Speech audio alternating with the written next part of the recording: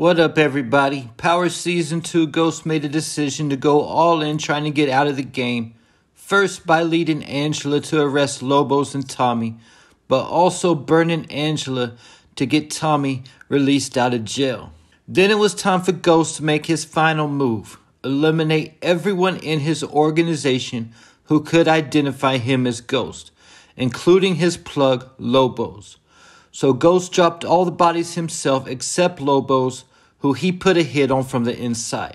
And dropping the Jimenez signature card on all the bodies, making it look like it was the Jimenez, who were all too happy to take credit to boost their street cred.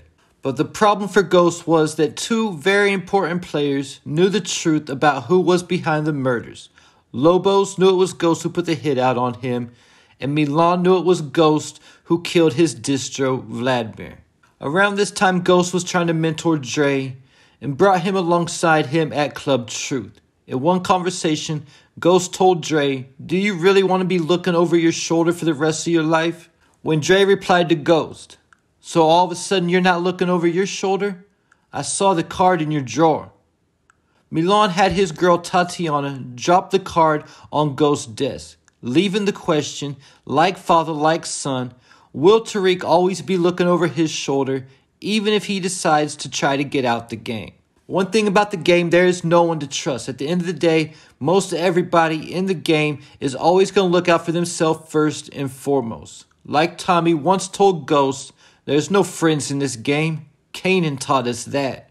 And in the game, that is often who we end up getting burnt by. Our closest friends, even our family. I've been burnt by both during my time in the game. Oftentimes, our greatest enemy will come with a smile on their face, only to put a knife in our back. Even looking at who took Ghost off the board at the end of the day, it was his own son.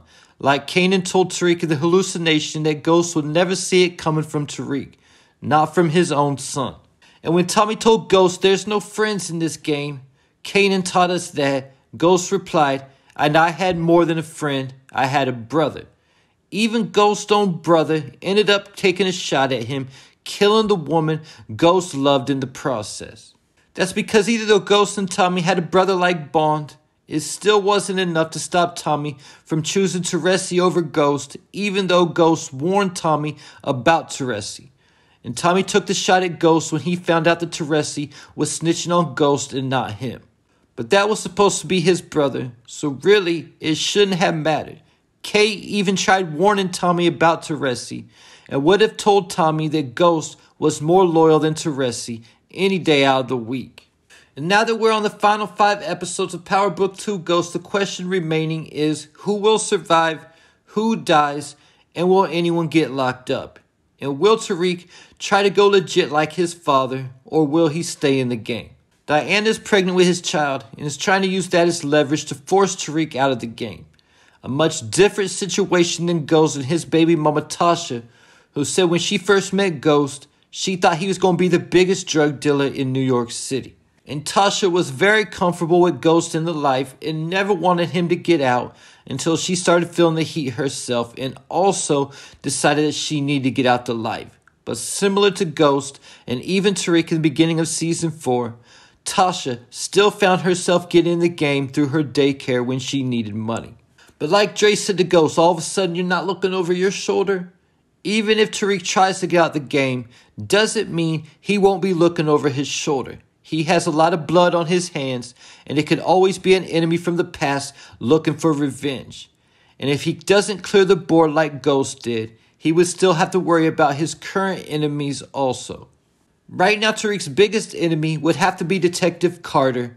He's the most immediate threat, and he wants to take down Tariq at all costs for killing Agent Young. And Carter, different than anyone else on the board, can take down Tariq by killing him or putting him in prison, making Carter a double-edged sword. With that said, someone who Tariq might not even see coming is Paz Valdez. If Paz decides Carter's compromised or isn't getting the job done, she might decide to take matters into her own hands, because at this point she has no one left and nothing left to lose. Tariq's next biggest threat is Kane Tejada. Kane is the ultimate Tariq hater and has wanted Tariq dead ever since Season 1.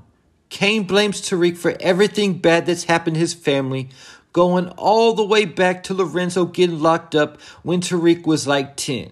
Meaning Kane will find a way to blame Tariq for his problems, even if Tariq has nothing to do with it at all. Kane was also who Tariq saw gunning for him in the penthouse with his son when he had the hallucination.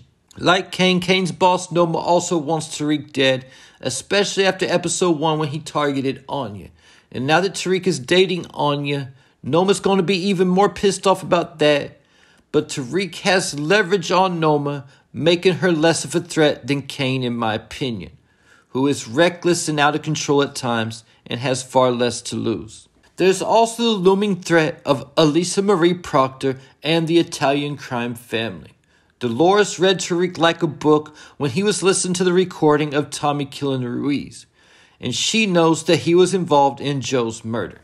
At the time, Elisa Marie tried telling her aunt that Tariq was her friend, but Tommy didn't mind telling Elisa Marie in the car exactly how he found her. And it was at that point Elisa Marie realized that her aunt was right and Tariq was not her friend.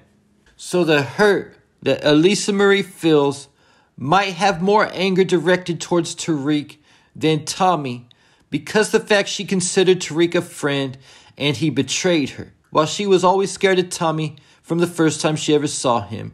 Addition to the fact that Tommy is dead in New York. Then there's also the threat of Zion, who's clearly a threat who will have to be dealt with because the trailer shows Zion choking Tariq out.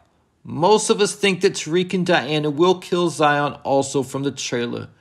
But what leads up to this happening is the big question.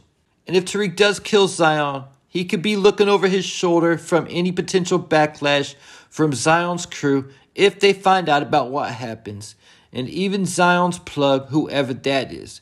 Because even though I think Zion is connected to Carter, I don't think that Carter is his plug.